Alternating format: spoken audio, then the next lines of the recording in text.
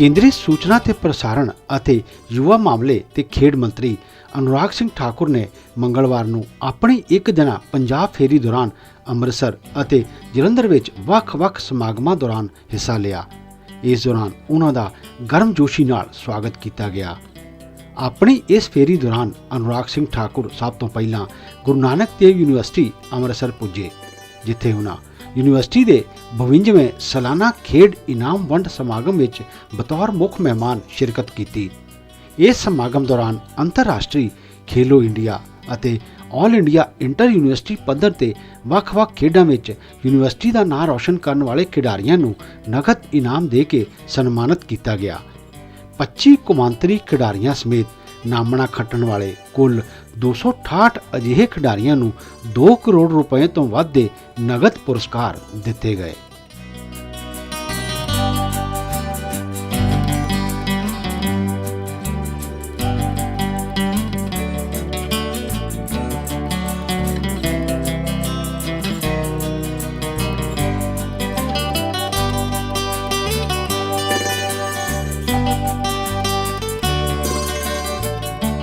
ਸਮੁੱਚੇ ਤੌਰ ਤੇ ਸ਼ਾਨਦਾਰ ਪ੍ਰਦਰਸ਼ਨ ਕਰਨ ਵਾਲੇ ਕਾਲਜਾਂ ਨੂੰ ਟਰਾਫੀਆਂ ਪ੍ਰਦਾਨ ਕੀਤੀਆਂ ਗਈਆਂ।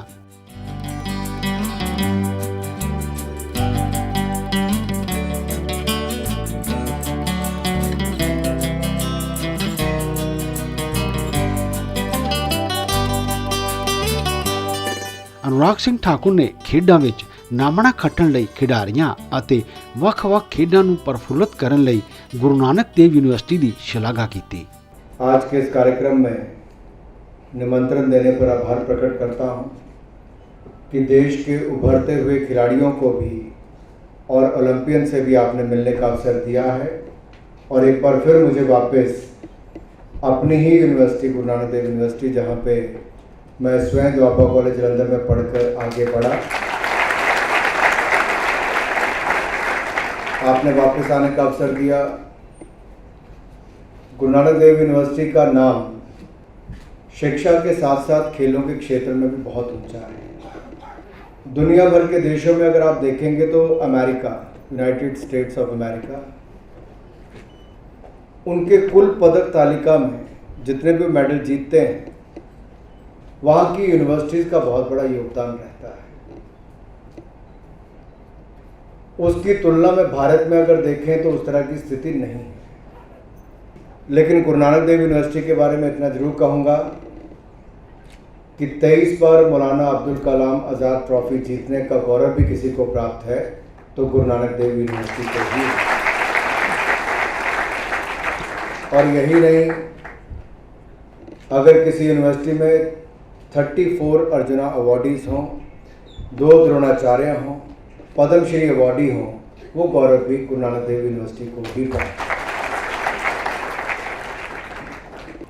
फिट इंडिया कैंपेन को बढ़ावा देने के लिए गुरु नानक देव यूनिवर्सिटी ने जो प्रयास किए हैं, जैसे प्रधानमंत्री मोदी जी कहते हैं फिटनेस का डोज आधा घंटा रोज, तो मैं आशा करता हूं न केवल खिलाड़ी बल्कि बाकी स्टूडेंट्स भी आपकी स्पोर्ट्स फैसिलिटीज़ और ओपन जिम्स का लाभ उठाएंगे और फिट रहने का प्रयास करेंगे। और मुझे खुशी यहाँ पर इस बात की है कि नहीं तो पंजाब में तो जिन ट्रेडिशनल गेम्स की बात की जाती, ट्रेडिशनल मीन्स की हॉकी से लेकर बाकी गेम्स की, उससे अलग हटकर यहाँ पर साइकिलिंग और फेंसिंग के बड़ी मात्रा में यहाँ खिलाड़ी देखने को मिल रहे हैं, जो आज नेशनल इंटरनेशनल लेवल पर खेल रहे हैं। मुझे पूर्ण आशा है आप भविष्य में न केवल प्रदेश के लिए बल्कि देश के लिए मेडल जीतने का काम भी करेंगे, ऐसा मुझे पूर्ण विश्वास है। हमने पिछले कुछ वर्षों में जहां एक और खेल का बजट बढ़ाया है, जब प्रधानमंत्री मोदी जी ने खेल बजट को 2014 में देखा तो नाम मात्र था, लगभग 830 करोड़ रुपए के लगभग था। 830 करोड़ से बढ़ाकर उसको 2400 करोड़ रुपए से ज़्यादा 3 गुना के लगभग किया है, तो नरेंद्र मोदी जी की सरकार ने किया। पहले के तुलना में मैं कहूं कि अगर इन 5 वर्षों में देखेंगे, 6 वर्षों में, और उससे पहले के 10 वर्षों में देखेंगे तो उससे पहले मात्र 62 खेलों के प्रोजेक्ट शुरू किए गए थे जो लगभग 350-400 करोड़ रुपए के थे। Whereas in the last 5-6 years, यानी कि पिछले 6 वर्षों में प्रधानमंत्री मोदी जी ने 302 से ज़्यादा स्पोर्ट्स प्रोजेक्ट 2760 करोड़ रुपए के मंजूर भी किए हैं जो देश के अलग अलग कोनों में बन रहे हैं। और उनमें से कुछ प्रोजेक्ट जो हैं आज लगभग 20 करोड़ रुपए की लागत से गर्ल्स एंड बॉयज़ हॉस्टल बनकर तैयार हुए हैं, जिसका उद्घाटन करके आपको समर्पित किए गए, उसके लिए भी मैं आपको बहुत बहुत बधाई देता हूँ। तो मुझे तो खुशी इस बात की है कि मैं जिस यूनिवर्सिटी के अंतर्गत आने वाले कॉलेज में ही पढ़ा, मैं GNDU का ही एक अभिन्न अंग पहले भी था, हिस्सा था, आज भी हूँ, तो मुझे इससे बड़ी प्रसन्नता और क्या होगी कि यहाँ पर पढ़ने वाले विद्यार्थियों और खिलाड़ियों के लिए हम कुछ सुविधाएं दे पाएँ। हमारी ओर से यानी कि भारत सरकार की ओर से, मोदी सरकार ओर से यहाँ पर किसी बात की कोई कमी नहीं रहेगी। और 20 करोड़ रुपए से बनने वाले लड़कियों और लड़कों के हॉस्टल, जहाँ पे 200 यानी कि 400 बेड की कैपेसिटी आपके लिए बनकर तैयार हुई है। साइकिलिंग वेलोड्रोम की रिपेयर हमने करोड़ों रुपए की लागत से करके पूरी कर दी है और खेल सुविधाओं में विस्तार किया है। आज उसके उद्घाटन के अवसर पर आपको बहुत बहुत बधाई, बहुत बहुत शुभकामनाएं। ਇਸ ਤੋਂ ਪਹਿਲਾਂ ਯੂਨੀਵਰਸਿਟੀ ਦੇ ਵਾਈਸ ਚਾਂਸਲਰ ਜਸਪਾਲ ਸਿੰਘ ਸੰਧੂ ਨੇ ਯੂਨੀਵਰਸਿਟੀ ਵਿੱਚ ਖੇਡਾਂ ਦੇ ਢਾਂਚੇ ਨੂੰ ਮਜ਼ਬੂਤ ਕਰਨ ਲਈ ਵੱਖ-ਵੱਖ ਸਹੂਲਤਾਂ ਦੀ ਮੰਗ ਕੀਤੀ। ਮੰਤਰੀ ਸਾਹਿਬ ਨੇ ਸਾਡੇ ਯੂਨੀਵਰਸਿਟੀ ਵਿੱਚ ਪਧਾਰੇ ਨੇ ਐਂਡ ਉਹਨਾਂ ਨੇ ਅੱਜ 2 ਬੜੇ ਮੇਜਰ ਸਿਗਨੀਫੀਕੈਂਟ ਹੋਸਟਲ ਜਿਹੜੇ ਸਪੋਰਟਸ ਹੋਸਟਲ ਜਿਹੜਾ ਅੰਡਰ ਖੇਲੋ ਇੰਡੀਆ ਪ੍ਰੋਗਰਾਮ ਦੇ ਅੰਡਰ ਮਿਲੇ ਗਏ, ਸਾਨੂੰ ਮਿਲੇ ਸੀਗੇ, ਇਨੋਗਰੇਟ ਕੀਤੇ ਹੈ। ਇਹ ਕੁੜੀਆਂ ਦਾ ਹੋਸਟਲ, ਇੱਕ ਮੁੰਡਿਆਂ ਦਾ ਹੋਸਟਲ, ਜਿੱਥੇ ਅਸੀਂ ਕੈਚ ਦੈਮ ਯੰਗ, ਅਸੀਂ ਬੱਚਿਆਂ ਨੂੰ ਛੋਟਿਆਂ ਨੂੰ ਲਵਾਂਗੇ। ਜਦੋਂ ਉਹ ਆਫ ਏਜ ਆ ਜਾਣਗੇ, ਯੂਨੀਵਰਸਿਟੀ ਪੜ੍ਹਨ ਲੱਗ ਪੈਣਗੇ, ਪਹਿਲਾਂ ਅਸੀਂ ਕਿਸੇ ਸਕੂਲ ਵਿੱਚ ਭਰਤੀ ਕਰਾਵਾਂਗੇ। ਸੋ ਇਹ ਬੜਾ ਵੱਡੀ ਅਚੀਵਮੈਂਟ ਹੈ। ਇਸ ਯੂਨੀਵਰਸਿਟੀ ਨੂੰ 2 ਮਾਣ ਮਿਲਿਆ ਕਿ ਇਹ 2 ਹੋਸਟਲ ਸਾਨੂੰ ਮਿਲੇ ਆ। ਇਹਨਾਂ ਨੇ ਸਪੋਰਟਸ ਮੈਡੀਸਨ ਡਿਪਾਰਟਮੈਂਟ ਜਿਹੜਾ ਇਹਨਾਂ ਦਾ funded by ministry of youth with sports ਹੈ, ਉਹ ਵੀ ਵਿਜ਼ਿਟ ਕੀਤਾ। ਇਹਨਾਂ ਮੈਂ ਦੱਸਿਆ ਕਿ ਪਹਿਲਾ sports medicine department Hindustan the after sports authority of India Guru Nanak Dev university ਵਿੱਚ ਸਟੈਬਲਿਸ਼ ਹੋਇਆ ਸੀਗਾ 1994 ਦੇ ਵਿੱਚ। ਐਂਡ 2004 ਦੇ 10 ਸਾਲਾਂ ਵਿੱਚ ਸੈਂਟਰ ਫॉर ਐਕਸਲੈਂਸ ਬਣ ਗਿਆ ਸੀਗਾ ਬਾਈ ਯੂਨੀਵਰਸਿਟੀ ਗ੍ਰਾਂਟਸ ਕਮਿਸ਼ਨ। ਐਂਡ ਇੱਕ ਟਾਈਮ ਦੇ ਉੱਤੇ ਇਹ number 2 in the world rank ਸੀਗਾ ਆਫਟਰ ਕਾਲਜ ਦਾ। ਅੱਜ ਤੋਂ 4-5 ਸਾਲ ਪਹਿਲਾਂ ਮਿਨਿਸਟਰੀ ਯੂਥ ਐਂਡ ਸਪੋਰਟਸ ਨੇ ਇੱਕ ਸਕੀਮ ਦੇ ਅੰਡਰ ਇਹਨੂੰ ਅਡਾਪਟ ਕੀਤਾ। ਇਹਨਾਂ 7 ਨੋਵਲ ਕੋਰਸਿਸ ਚਲਾਉਣ ਦੇ ਵਾਸਤੇ ਸਾਨੂੰ ਆਖਿਆ ਗਿਆ, ਜਿਨ੍ਹਾਂ ਵਿੱਚ ਅਸੀਂ ਸਪੋਰਟ ਫਿਜ਼ੀਕਲ ਥੈਰੇਪੀ ਤਾਂ ਪਹਿਲਾਂ ਹੀ ਚੱਲਦਾ ਸੀ, sport nutrition, sport psychology, then biomechanics and exercise physiology, kinanthropometry, ਇਹ ਸਾਰੇ ਕੋਰਸ ਚਾਲੂ ਕਰਨ ਦਾ ਇਹਨਾਂ ਆਖਿਆ ਗਿਆ। ਐਂਡ ਬੜੀ ਖੁਸ਼ੀ ਦੀ ਗੱਲ ਹੈ ਕਿ ਸਾਡੀ ਐਡਮਿਸ਼ਨ ਇਹ ਸਾਰੇ ਕੋਰਸਾਂ ਭਰੀ ਰਹਿੰਦੀ ਹੈ ਐਂਡ ਬਹੁਤ ਡਿਮਾਂਡ ਹੈ। ਖੇਡਾਂ ਵਿੱਚ ਸ਼ਾਨਦਾਰ ਕਾਰਗੁਜ਼ਾਰੀ ਦਿਖਾਉਣ ਵਾਲੇ ਯੂਨੀਵਰਸਿਟੀ ਨਾਲ ਸੰਬੰਧਿਤ ਕਾਲਜਾਂ ਦੇ ਪ੍ਰਿੰਸੀਪਲਾਂ ਅਤੇ ਖੇਡ ਅਧਿਕਾਰੀਆਂ ਨੂੰ ਅਨੁਰਾਗ ਸਿੰਘ ਠਾਕੁਰ ਵੱਲੋਂ ਸਨਮਾਨਿਤ ਕੀਤਾ ਗਿਆ।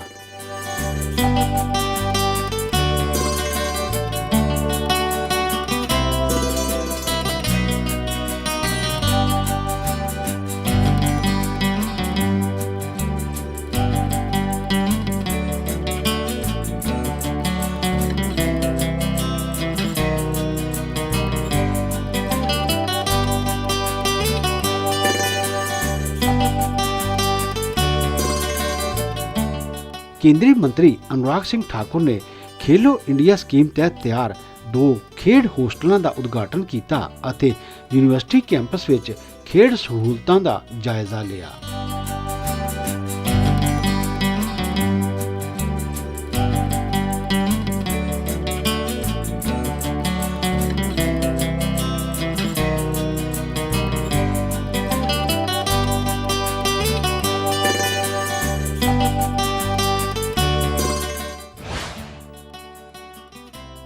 केंद्रीय मंत्री अनुराग सिंह ठाकुर ने दुआबा कॉलेज जलंधर के 65वें इनाम वंड समागम में बतौर मुख मेहमान शिरकत की। उन्होंने सन 2017-18, 2018-19 ਅਤੇ 2019-20 ਦੇ ਕੁੱਲ 552 ਵਿਦਿਆਰਥੀਆਂ ਨੂੰ ਡਿਗਰੀਆਂ ਪ੍ਰਦਾਨ ਕੀਤੀਆਂ। ਇਹਨਾਂ ਵਿੱਚ 372 ਗ੍ਰੈਜੂਏਟ ਅਤੇ 180 ਪੋਸਟ ਗ੍ਰੈਜੂਏਟ ਵਿਦਿਆਰਥੀ ਸ਼ਾਮਲ ਰਹੇ। ਡਿਗਰੀਆਂ ਵੰਡਣ ਦੌਰਾਨ ਆਰਿਆ ਸਿੱਖਿਆ ਮੰਡਲ ਤੇ ਕਾਲਜ ਪ੍ਰਬੰਧਕ ਕਮੇਟੀ ਦੇ ਪ੍ਰਧਾਨ ਚੰਦਰ ਮੋਹਨ ਅਤੇ ਪ੍ਰਿੰਸੀਪਲ ਡਾਕਟਰ ਪ੍ਰਦੀਪ ਭੰਡਾਰੀ ਵੀ ਮੌਜੂਦ ਰਹੇ।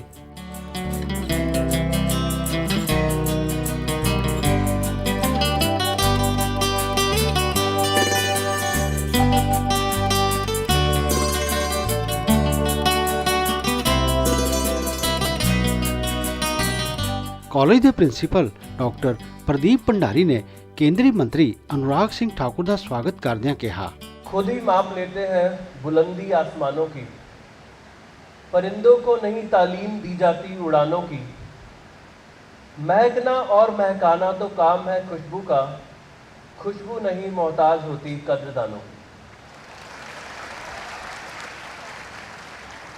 ऐसी ही खुशबू को जीवंत कर देने वाले हमारे अपने पूर्व छात्र श्री अनुराग सिंह ठाकुर जी आज हमारे बीच मुख्य मेहमान के रूप में उपस्थित हैं।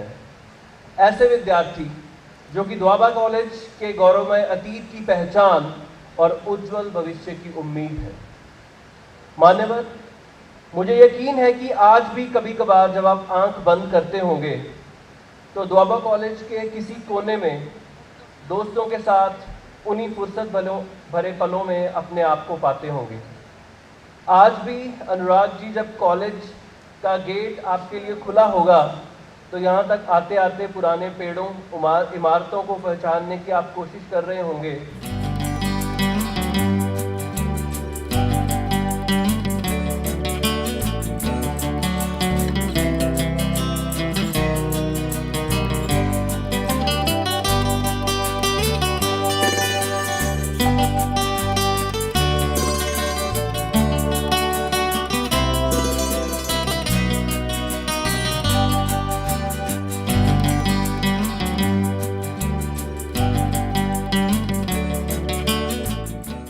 ਇਸ ਮੌਕੇ ਬੋਲਦਿਆਂ ਅਨੁਰਾਗ ਸਿੰਘ ਠਾकुर ਨੇ ਕਿਹਾ ਕਿ ਦੇਸ਼ ਦੀ ਨੌਜਵਾਨ ਪੀੜ੍ਹੀ ਨੂੰ ਬ੍ਰੇਨ ਡਰੇਨ ਤੋਂ ਬਚਾਉਣਾ ਹੈ ਅਤੇ ਬ੍ਰੇਨ ਗੇਨ ਵੱਲ ਲਿਜਾਂਦਿਆਂ ਹੋਇਆਂ ਸਮਰੱਥ ਬਣਾਉਣਾ ਹੈ।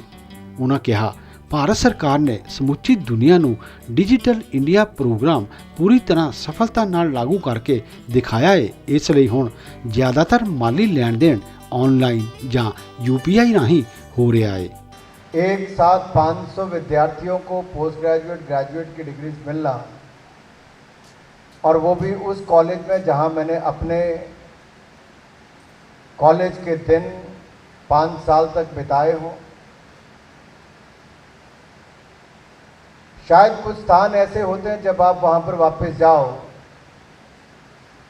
जहां जाने की उत्सुकता, एक्साइटमेंट आपके मन में होती है और आपको उस पल का इंतज़ार होता है कि कब वहाँ पहुँचेंगे। लेकिन जब आप वहाँ पहुँचो तो खुशी आपकी भावुकता में या आंखों में आंसू ले आती है। शायद मेरे लिए भी ये वैसा ही मोमेंट था कि जब मैं अपने कॉलेज के गेट से अंदर एंटर आया तो ऐसा लगता था शायद मैं वापस 1992-94 में वापस चला गया हूँ, 30 साल पहले जब इस कॉलेज में मैं पढ़ा था। जब कॉलेज आओ तब एक नया नया फ्रीडम महसूस होता है। वो स्कूल की यूनिफॉर्म से बाहर आना, वो एक तरह से सर्टिफिकेट मिलना कि we are in college now and we have to decide what we have to do in life.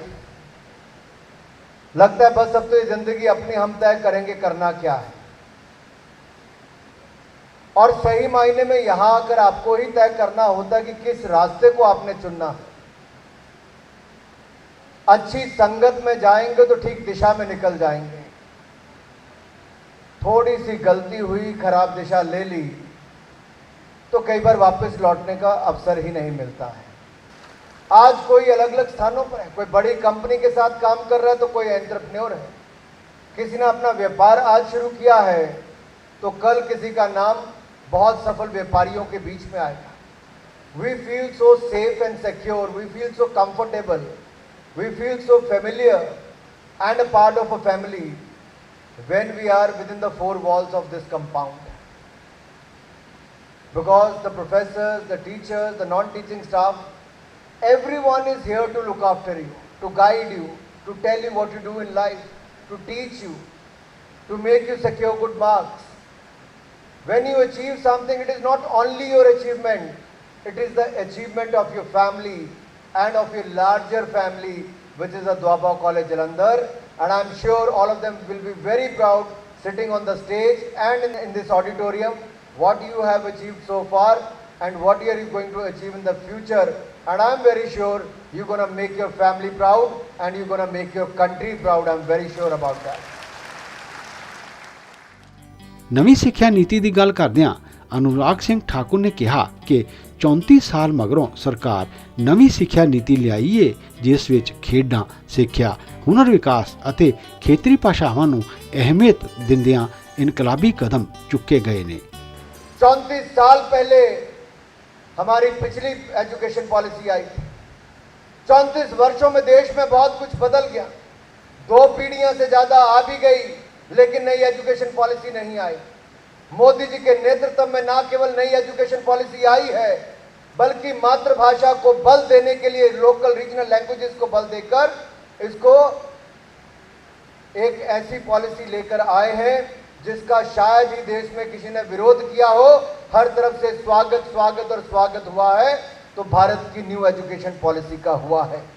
हम समग्र शिक्षा पर और आपके स्किल्स और एजुकेशन दोनों पर उस पर फोकस कर रहे हैं। स्पोर्ट्स इसका हिस्सा है, रीजनल लैंग्वेज, लोकल लैंग्वेज इसका एक हिस्सा है। जो लोग कहते थे कि भाषा के नाम पर बांटने का प्रयास होगा, ऐसा नहीं। आज के चुनौती भरे भारत में सबसे बड़ी बात यह है कि आज जो आप हाथ में डिग्री लेकर जाओगे, do you think this degree can make you employable? Whether you are graduate, post graduate, और यू होल्डिंग मल्टीपल डिग्रीज, और you may be a doctorate. COVID was a big example. During the COVID-19 pandemic, what we have seen, that we have to redefine ourselves, reimagine, reboot, and reskill and upgrade our skills to remain relevant in the ecosystem. और अगर वो नहीं करेंगे तो जो वर्षों से कहीं काम कर रहे हैं वो भी नौकरी से बाहर हो जाते हैं। आपको तो हर 2 वर्षों के बाद कुछ ना कुछ नया अध्याय लिखने की आवश्यकता है। एक नया अध्याय अपने जीवन पर भी होगा, नई स्किल्स ऐड करनी पड़ेंगी, और सॉफ्ट स्किल्स का बहुत महत्व है। हजारों साल पुराना हमारा गौरवशाली इतिहास, आखिर ये किसके ऊपर जिम्मेदारी है बताने की? कम से कम आजादी के बाद तो वो प्रयास किया गया होता कि हमें सही इतिहास पढ़ाया गया होता। लेकिन आज मैं कह सकता हूं कि मैंने सूचना प्रसारण मंत्री बनने के बाद एक प्रयास किया है। स्वराज सीरियल के माध्यम से शुरू में हम लोग 75 एपिसोड बना रहे हैं, जिनमें से लगभग 6-7 एपिसोड अब तक दिखाई जा चुकी हैं। हर सैटरडे और संडे को इसका टेलीकास्ट होता है। संडे को नया एपिसोड आता है और सैटरडे को रिपीट टेलीकास्ट होता है रात को 9 बजे डीडी नेशनल पर। आप कृपया करके इसको स्वयं और अपने परिवार और अपने बच्चों को, अपने भाई बहनों को दिखाने की शुरुआत करें। नरेंद्र मोदी जी के नेतृत्व में स्वराज सीरियल हम लेकर आए हैं, जो भारत के गौरवशाली इतिहास को आज की पीढ़ी और आने वाली पीढ़ियों को भारत में और जानकारी देता रहेगा और उनको एंटरटेन भी करता रहेगा। आपको केवल डीडी नेशनल स्विच ऑन करके संडे को रात को 9 बजे और सैटरडे को रात को 9 बजे देखना है। अनुराग सिंह ठाकुर ने मौजूदा युग ਨੂੰ ਮਹਿਲਾ ਸਸ਼ਕਤੀਕਰਨ ਦਾ ਯੁੱਗ ਦੱਸਦਿਆਂ ਕਿਹਾ ਕਿ ਇਸ ਦਾ ਸਬੂਤ ਹੈ ਕਿ ਅੱਜ ਹਰ ਖੇਤਰ ਵਿੱਚ ਔਰਤਾਂ ਅੱਗੇ ਵਧ ਰਹੀਆਂ ਨੇ। आपने कल्पना भी कभी नहीं की होगी कि ऐसा भी हमारे देश में हुआ है। ऐसी भी नारी शक्ति ने करके दिखाया है। अगर बाहर कोई बैठा होगा उसको पता ही नहीं होगा कि आज 476 में से लड़कों से ज़्यादा लड़कियां थी जिनको डिग्री आज इस मंच पर मिली है। ये नए भारत की तस्वीर है जहां महिला शक्ति आगे बढ़कर ये कर रही है। ये भारत के हर स्कूल में, हर कॉलेज में ये देखने को मिलता है जहां पर बेटियां बेटों से आगे निकल रही हैं। अगर मैं इस साल के खेलो इंडिया यूथ गेम्स की बात करूं तो उसमें भी 12 नए नेशनल रिकॉर्ड बने और उन 12 में से 11 नए नेशनल रिकॉर्ड हिंदुस्तान की बेटियों ने बनाने का काम किया है। ये भी बहुत बड़ी बात है।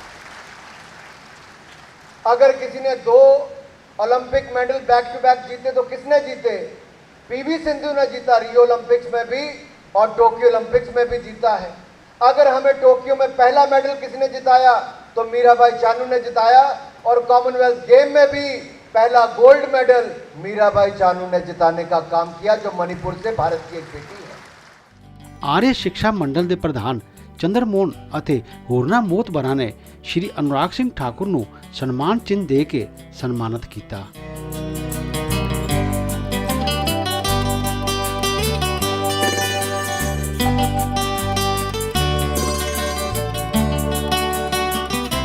ਅਨੁਰਾਗ ਸਿੰਘ ਠਾਕੁਰ ਦੁਆਬਾ ਕਾਲਜ ਦੇ ਹੀ ਵਿਦਿਆਰਥੀ ਰਹੇ ਨੇ ਅਤੇ ਇਸ ਬਾਰੇ ਜ਼ਿਕਰ ਕਰਦਿਆਂ ਪ੍ਰਬੰਧਕ ਕਮੇਟੀ ਦੇ ਪ੍ਰਧਾਨ ਚੰਦਰਮੋਹਨ ਨੇ ਕਿਹਾ ਕਿ ਸਮੁੱਚਾ ਦੁਆਬਾ ਪਰਿਵਾਰ ਆਪਣੇ ਸਾਬਕਾ ਹੋਣਹਾਰ ਵਿਦਿਆਰਥੀ ਅਨੁਰਾਗ ਸਿੰਘ ਠਾਕੁਰ ਨੂੰ ਆਪਣੇ ਵਿਚਾਲੇ ਪਾ ਕੇ ਮਾਣ ਮਹਿਸੂਸ ਕਰ ਰਿਹਾ ਹੈ ਅਤੇ ਵਿਦਿਆਰਥੀਆਂ ਨੂੰ ਆਪਣੇ ਜੀਵਨ ਦੀਆਂ ਉਚਾਈਆਂ ਛੂਹਣ ਲਈ ਉਹਨਾਂ ਤੋਂ ਪ੍ਰੇਰਣਾ ਲੈਣੀ ਚਾਹੀਦੀ ਹੈ।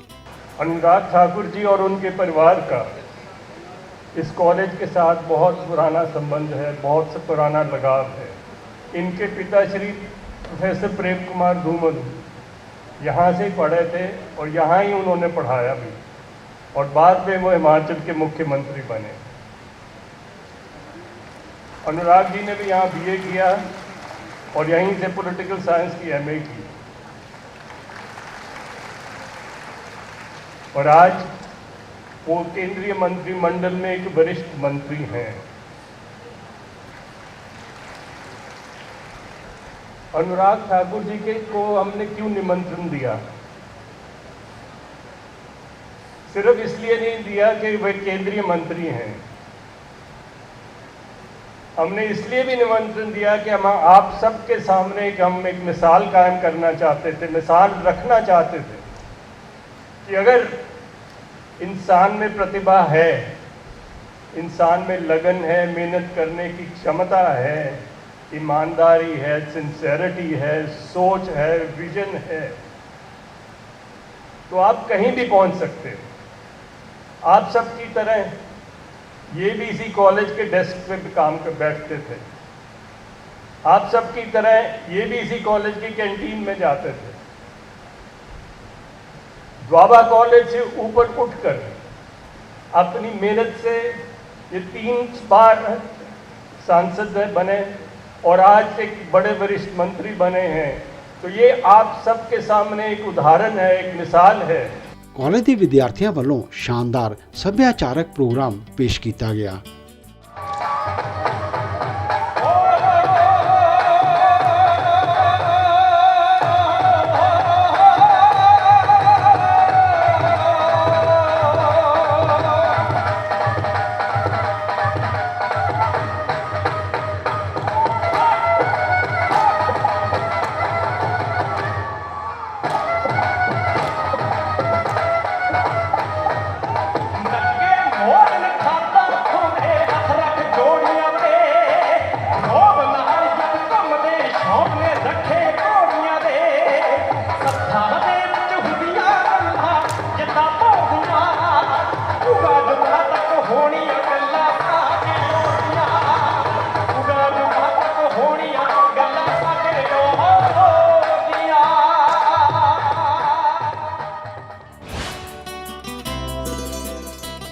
ਆਪਣੇ ਇਸ ਦੌਰੇ ਦੇ ਆਖਰੀ ਪੜਾਅ ਵਿੱਚ ਅਨੁਰਾਗ ਸਿੰਘ ਠਾਕੁਰ ਨੇ ਜਲੰਧਰ ਤੋਂ ਛਪਣ ਵਾਲੇ ਪੰਜਾਬੀ ਤੇ ਹਿੰਦੀ ਦੇ ਅਖਬਾਰਾਂ ਦੇ ਸੰਪਾਦਕਾਂ ਨਾਲ ਚਾਏ ਪੇ ਚਰਚਾ ਕੀਤੀ।